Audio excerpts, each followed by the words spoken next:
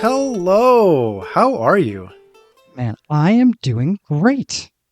My son just texted me that he got a summer job that starts, it's full time and it starts literally like 3 days after school lets out and is exactly the length of the summer.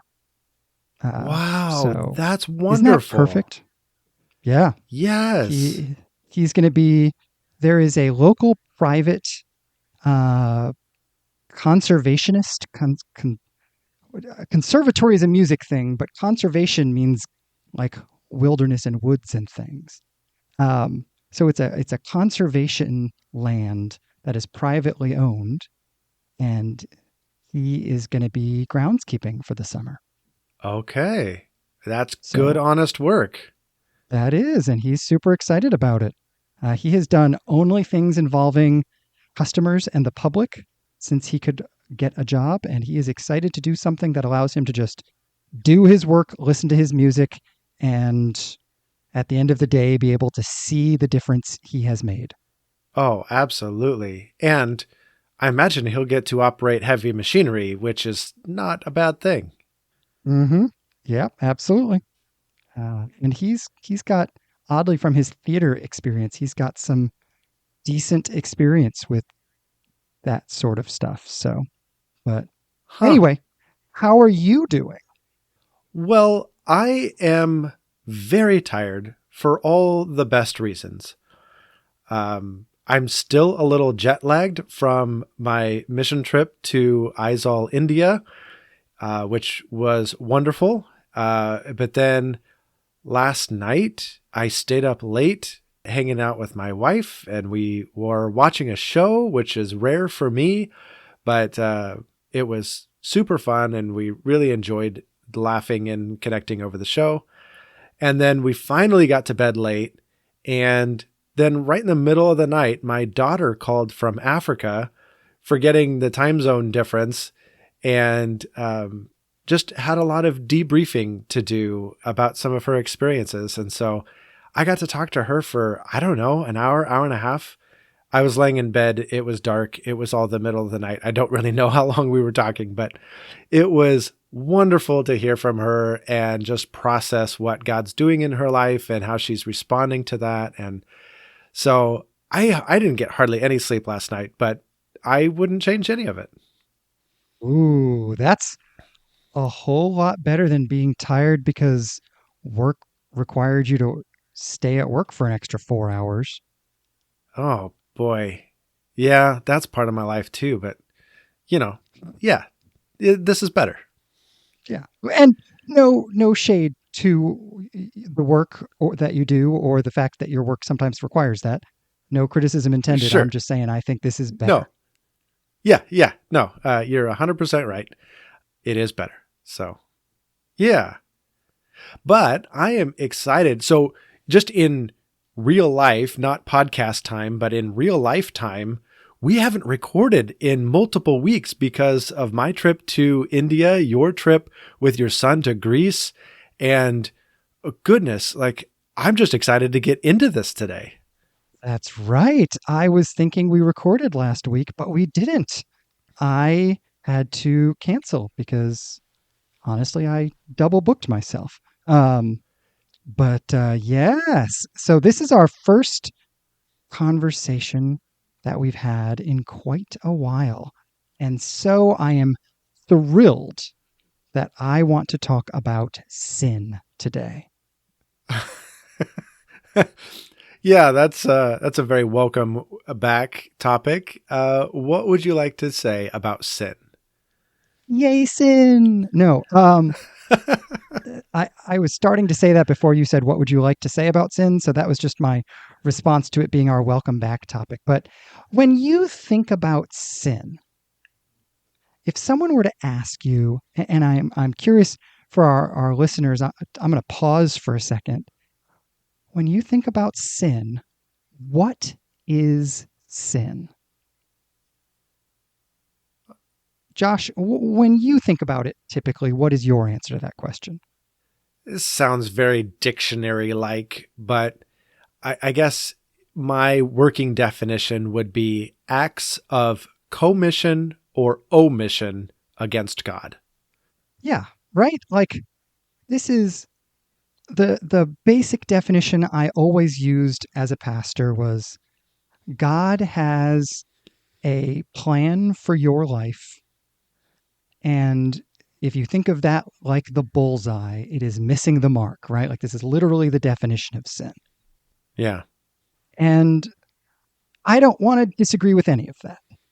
However, as I have been reading Paul lately and reading for my seminary classes as well, I have been really caught by the fact that there are two levels of sin that Paul talks about.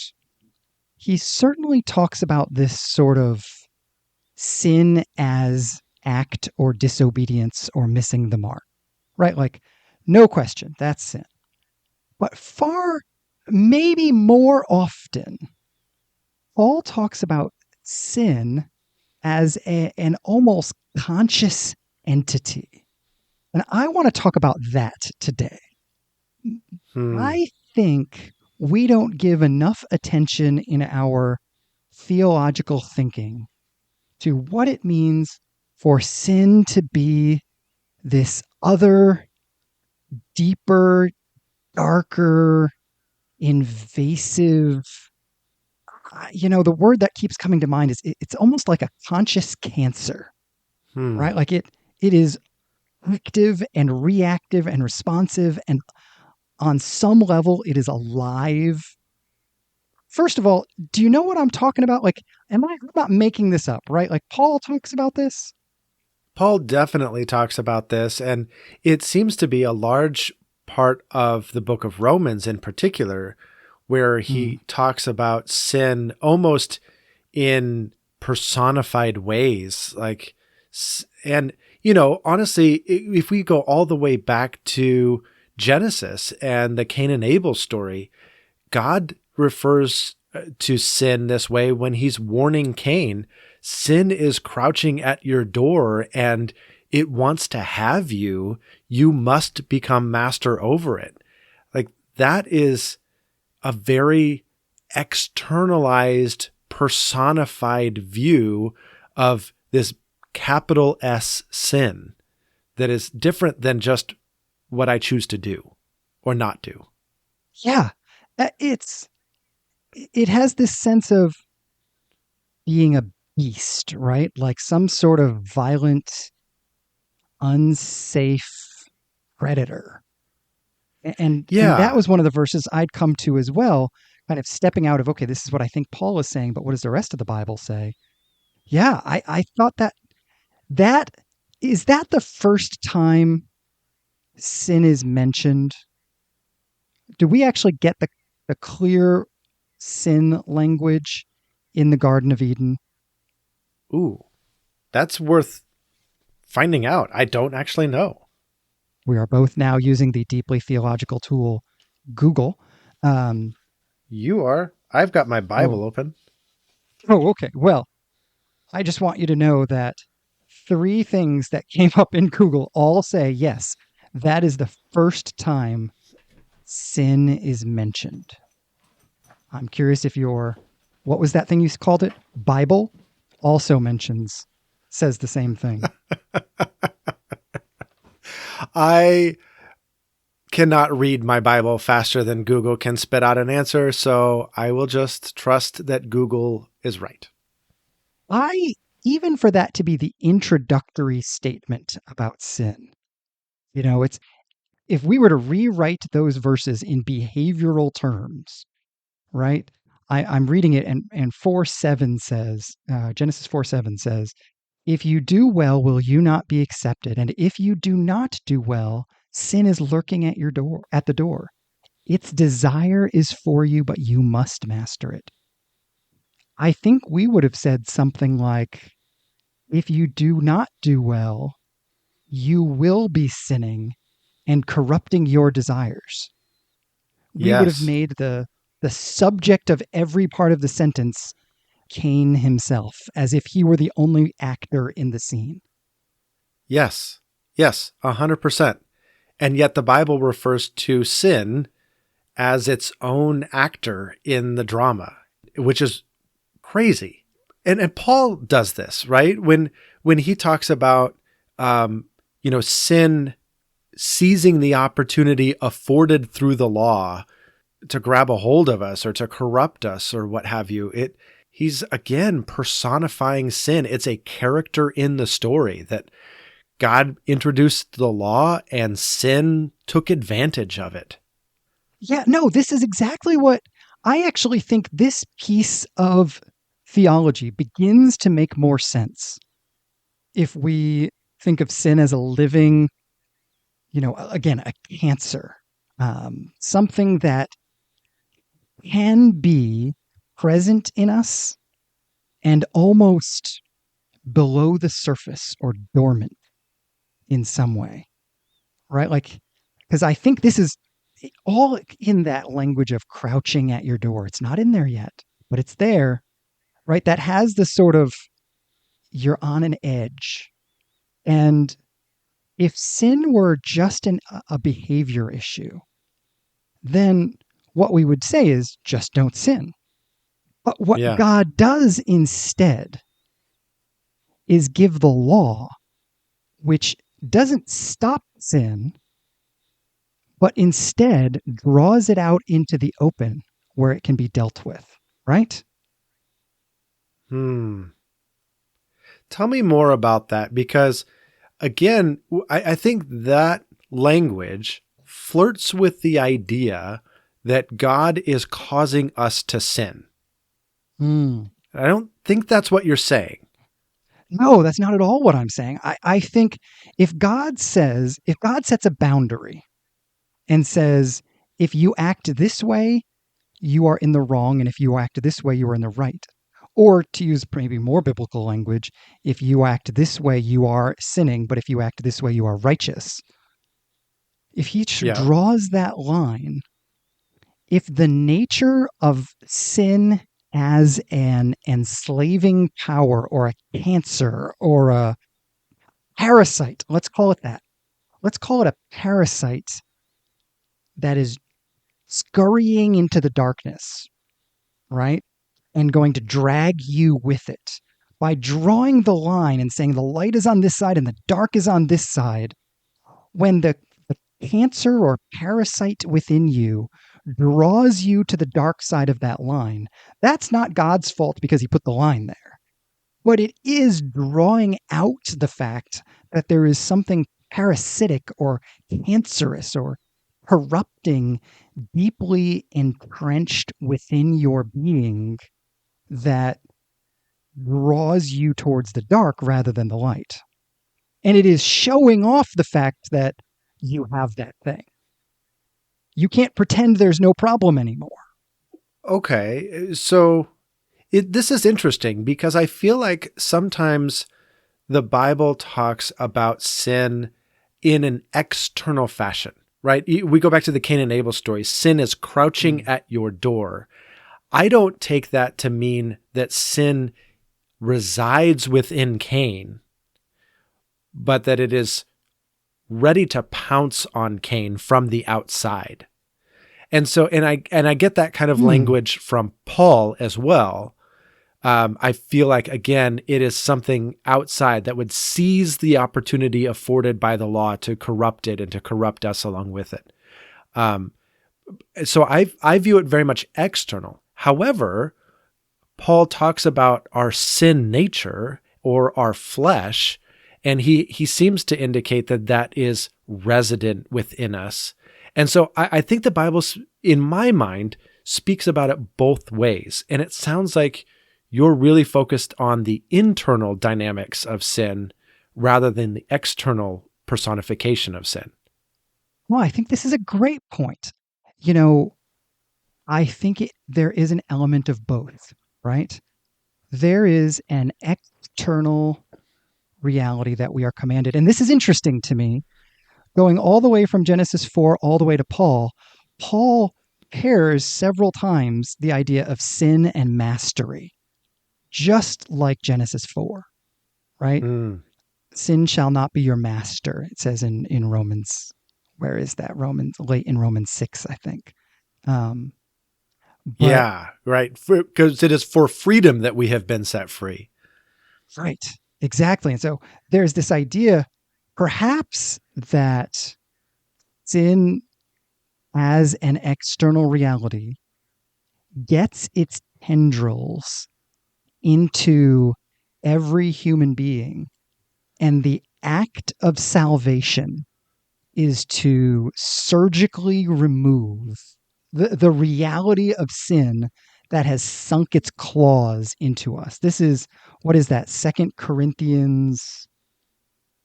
I can't believe I can't remember this, but it's the verse that says, he became sin that we might become righteousness, right? Like our sin is transferred, and we don't mean just our sinful behaviors.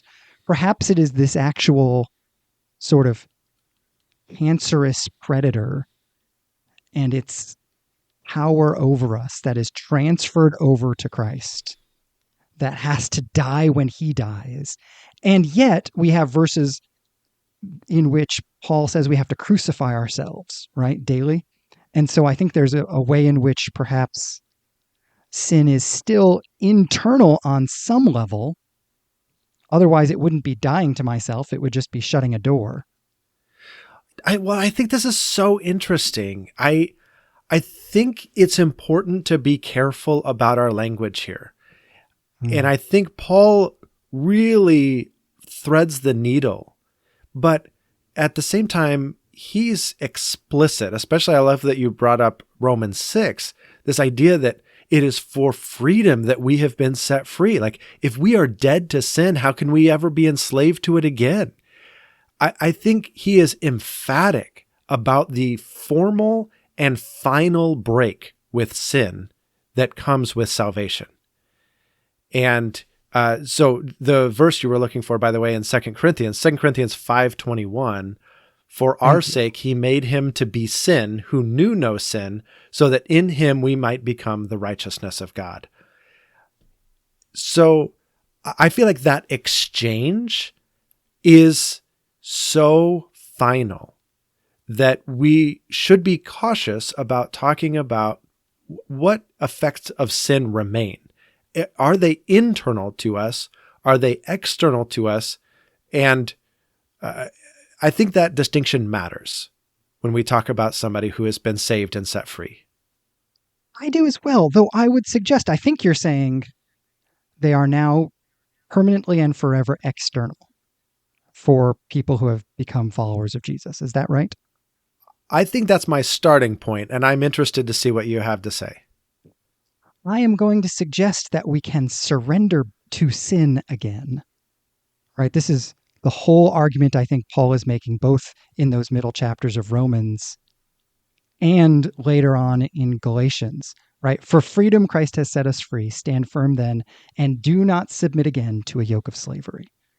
I think in much of Romans 6 as well, the point he's making is you can be free and you have been formally set free, but sin, which again is more than just an action, it is this, maybe we should use the biblical category of a power.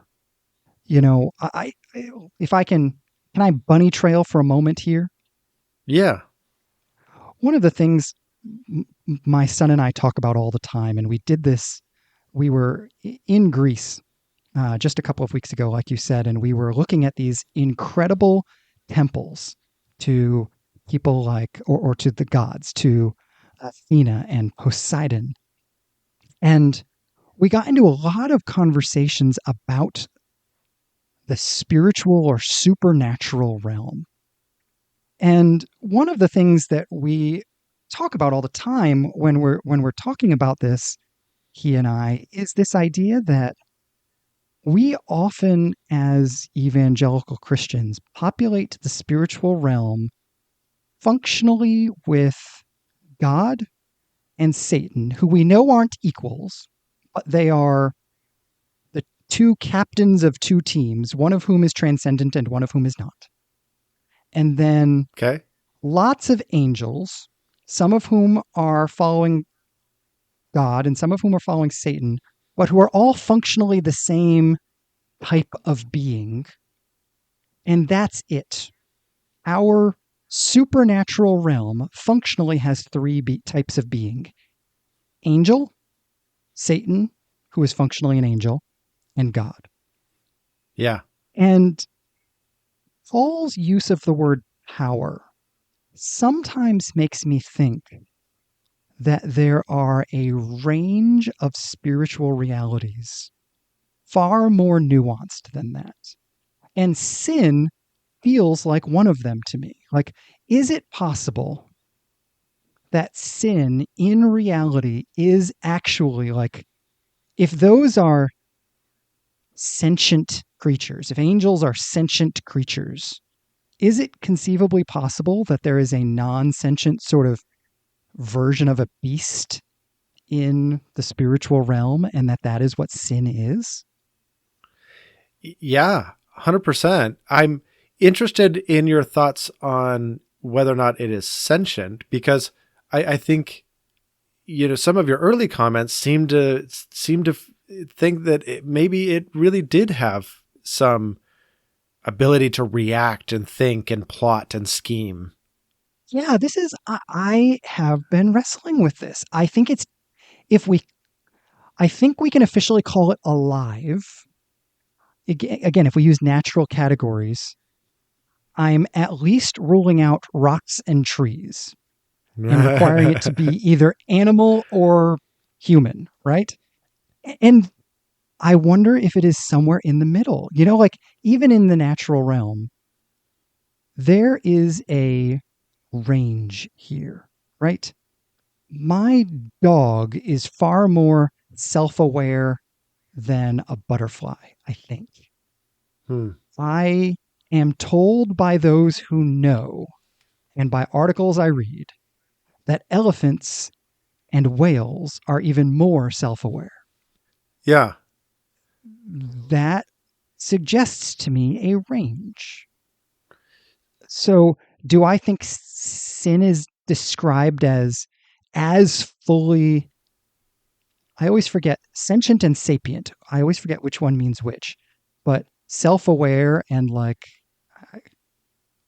fully human is kind of my simple definitions of those. But is there some level of self-awareness and ability to choose action in sin? Absolutely. That's as far as I get. What do you think?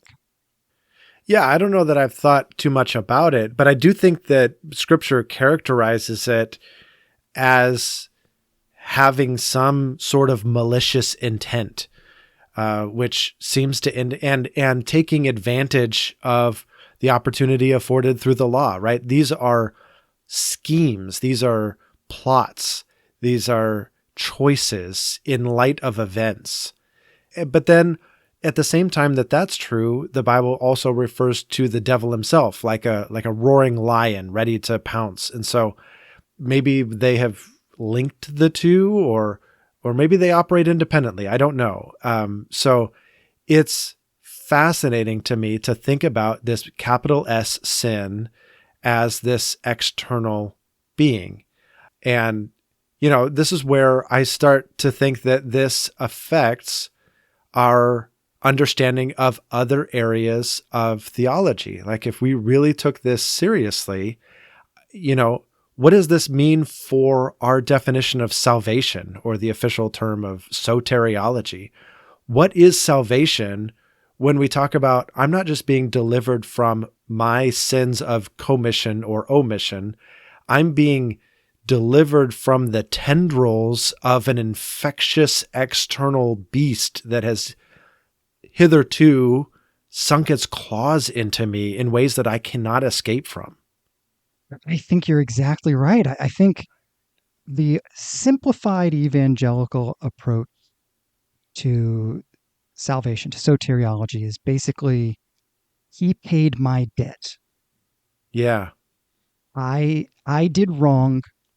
Justice needed to be enacted. Somebody had to pay the consequences. Therefore, Jesus did it.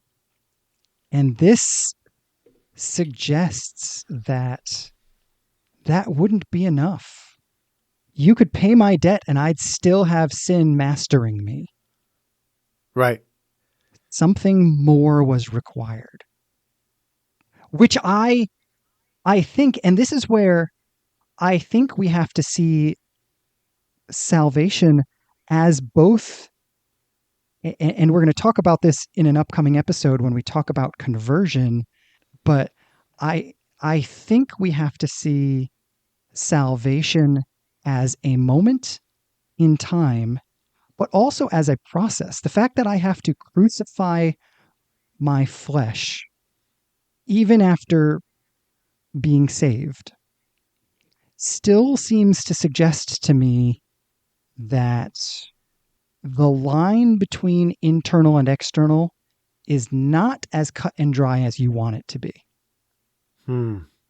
That perhaps there are just ongoing effects within me that I have to conquer, and sin itself is external to me.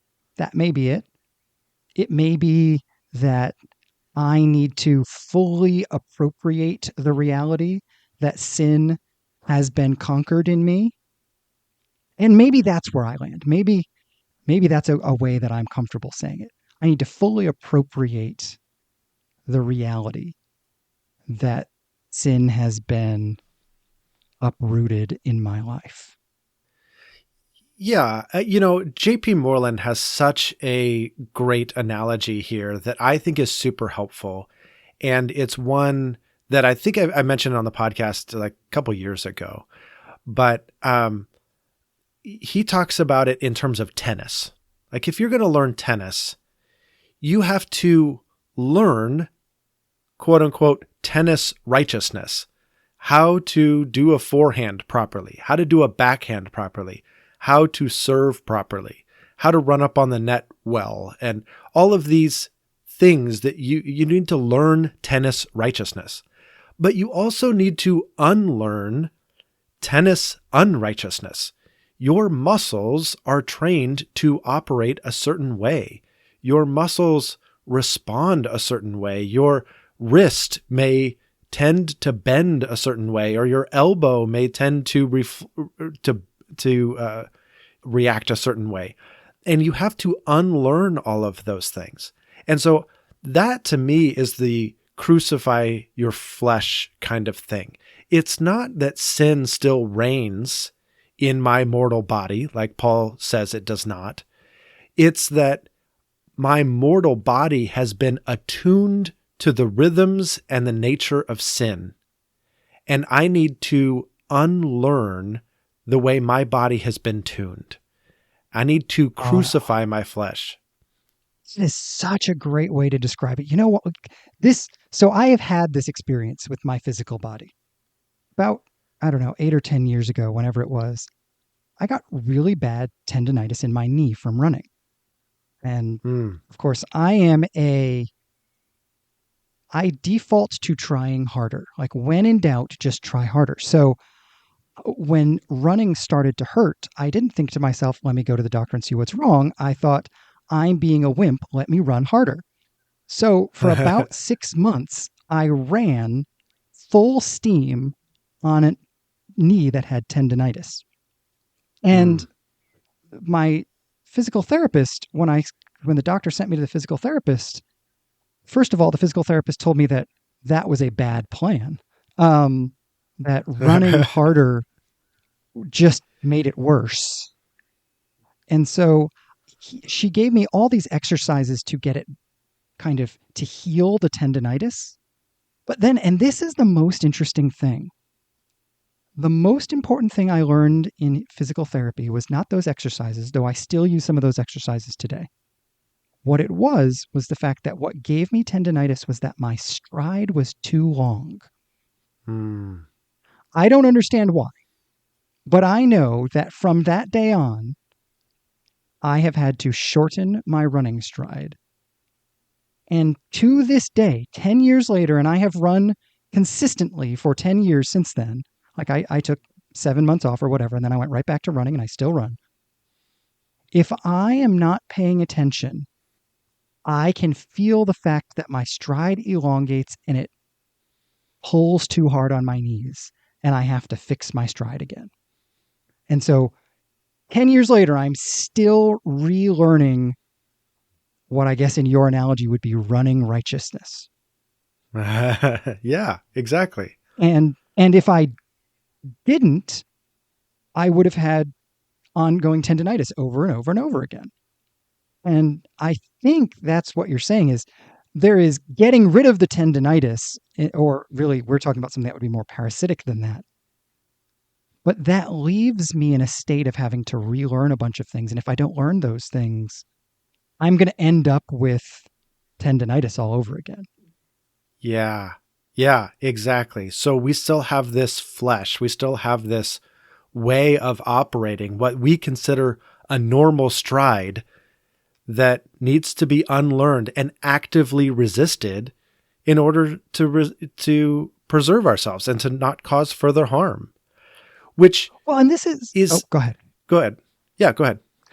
I was just going to say, I had forgotten about Moreland's metaphor here, and I think it is so helpful in this situation. I'm really glad you brought it up, because the fact of the matter is we sometimes get confused because sometimes Paul makes the flesh sound good or neutral. Sometimes it sounds bad. But in reality, if we think of the flesh as the sort of things that we have learned so well that they are just ingrained in our bodies, right? Like I'm teaching my daughter to drive right now. There are things I don't have to think about driving anymore. Mm-hmm. That's my flesh. And not in a bad way. Like I need a flesh. I can't process everything in the world without some things sort of becoming memorized patterns of behavior. Yes. Yes. To extend that analogy a little bit, that was one of my barometers for when I was teaching my kids to drive. One of my barometers for how much brain power have they freed up? How much have they automated some of the processes of driving? Was whether or not they remembered to turn off their wipers. And, sometimes the wipers are making some awful, horrendous sound indicating the rain has stopped. You can turn me off. And they don't hear it. They don't notice. Yeah, because their brain is so full on all the little tiny steps that they have to take to drive. And their brain hasn't automated those steps yet. And so once they start tuning into the wipers, then I start going, okay, all right, you've gotten some of this mastered then. Oh, that's exactly it. My daughter just recently, so to back out of my driveway, we have a 2-car garage, and you have to sort of turn the car slightly to the middle of the driveway and then straighten out again, and then back up the length of the driveway, and then turn the wheel hard at exactly the right moment. And yeah, otherwise you are like all sorts of fouled up. And my daughter is 75% there. You're absolutely right. When she doesn't have to think about backing out of the driveway, I will know that she has gotten to a certain point in driving, just because it's in her flesh. Yeah. Which is such a cool way to think about it. If you just think of it, it is learning that has been dispersed amongst, it's the same way. I'm sure you've had this happen far more back in the day, but do you remember when you didn't know somebody's phone number, but you could dial it? Okay, so that's so fascinating because I had that same experience when I left 911 and then came back. So I hadn't worked for 911 for 11 months, and I came back and I was nervous because so much of what we have to do there is speed, and it's automatic, and you just have to react and have it be done because we operate so efficiently. And I remember there was a moment where an activity came my way and my body just did it. My fingers typed what it needed to type and I just did it. And then my brain kicked on and I realized what I had just done and went, it's still there. That's great. It was such an encouraging moment for me. Yes, exactly. So, boy, we are coming up on time, and I love what we've dug into, but I feel like we've left off a really practical question of what does this mean for how we grow in Christ and help others to grow in Christ? Well, I think the distinction that we've made here is a really important one. Because on the one hand, I'm arguing, and I think you're following me here, that for somebody who has been saved, sin is entirely external to that individual. It does not dwell within us and does not have mastery over us like it once did. It is entirely external. Now, we can, just like a deposed king, we could still go and say, well, I know you're not really king anymore, but I still follow you. So tell me what to do, sir. Like, we can still submit ourselves to a deposed king. And so I think Paul warns us about that. But then, so I think that's an important distinction, that's where sin is. And that's our danger, is to go back to sin and treat it like a master, even though we don't have to. And then on the other hand is this idea of the flesh and the way that even after we have been saved, we have some habits that live within our flesh that we need to unlearn. And we need to literally put on Christ, put on his body, his life, and learn his unforced rhythm of grace, like Eugene Peterson so eloquently stated. Learn righteousness. And so I think that, to me, affects how we grow and how we encourage others to grow if we can keep those two things very clear in our minds.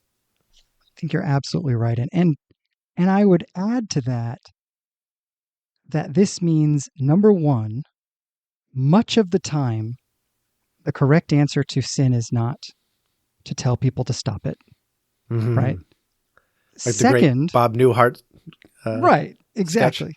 But the other thing, and I think this is coming straight out of Dallas Willard's Renovation of the Heart, is that what we need to be developing for ourselves and with others is a routine of habits that rewire our heart, our mind, and our will. Because that's what's happened is we have habits that have wired our kind of worked into our flesh a certain way of being. If I wanted to learn to drive in England, I would need to develop some different habits because I'd be on the opposite side of the road. Yeah. Yeah. And I would have to look different ways. I would have to pay attention to different things. I would have to memorize certain different facts. I would have to redefine certain stimuli. I would have to all sorts of things. But I think, and this is where I appreciate Willard's kind of summary, that really what it comes down to is a systemic decision to adopt practices that rewire our mind, our heart, and our will. And yes, looking at it that comprehensively, I think, is incredibly powerful. I totally agree. I want to add one final piece to that, and that is the grace that covers all of that. It is by God's grace that we have been set free from sin, the big external S sin. And it is by grace that we unlearn the habits of sin and we learn the habits of righteousness. All of that is an act of grace, and it is a daily, ongoing dependency on that grace and cooperation with the Holy Spirit that makes that possible. And yes, those practices are integral, but they are always done with the cooperation of the Holy Spirit and dependence upon a daily grace. At least for me, I will say I need a daily reset. Come back to the fact that grace is the foundation of all of this. I am an achiever by nature, as many of us are, and it looks different. And I think one of the dangerous things is to think, well, I know that person tries to earn salvation and I don't do that. So therefore, I'm not trying to earn my salvation. But I think deep down, there are a lot of us who claim to be grace people who are trying to impress God, who are trying to earn our seat at the table, who are trying desperately to be worthy. And I think that the challenge is for us, for me at least, is to be honest about the ways in which that's where I'm at and to be open to resetting that every day with coming back to this foundation of grace that you're talking about. That is so, you're absolutely right. Man, so good. Before we started recording today, we talked a lot about our desires for this podcast and our desires for connecting with our audience. And I want to turn to the audience and just say our heart and our passion is that these kinds of conversations be normalized, that you have an opportunity to engage in conversations around sin and grace and what it means to be set free from sin, but still unlearning old patterns and old habits in our flesh. Like, what a great thing to ponder and to ponder together with a friend. So we want to encourage you, if this podcast could be a springboard to having a conversation with a friend, by all means do that. But at the end of the day, just have one more conversation. One more conversation with somebody that is just iron sharpening iron and an opportunity to engage deeper in your faith. We would love nothing more. Yes, that's exactly it. What you need to do to make that one more conversation happen. I know for me, I have to literally schedule it.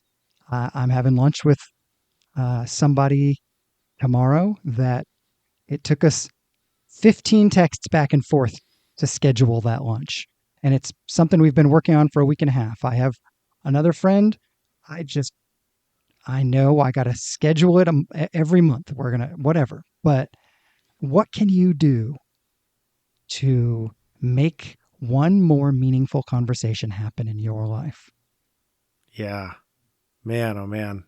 Well, in any good conversation, there is plenty of time for meaningful. And we also, I think you and I need to work on this, but making time for the silly. And so Yes. I guess that's time for the Which Josh question.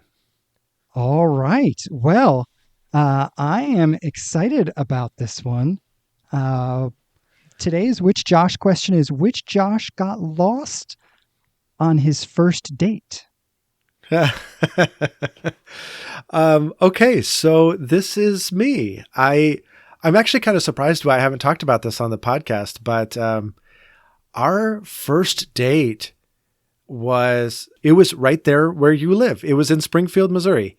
And our college was about a half an hour north of Springfield. And so I didn't know Springfield very well. This was about a month and a half into us being at college. And Shelly and I were going to go on a date. And so I made sure to check with a local and get directions to a coffee shop. And so we were going to go to an on-campus concert. We made it to that just fine. And then we were going to go down to Springfield and have coffee. And we get about halfway there, and Shelly goes, "Oh, I was just in Springfield the other week with some friends, and I think you're supposed to turn there." And I said, I know, but I got I got directions from a local that said we need to go this way. She's like, I don't know. I kind of think you're supposed to turn. And I listened to her and we turned. And that was the last time I knew where I was.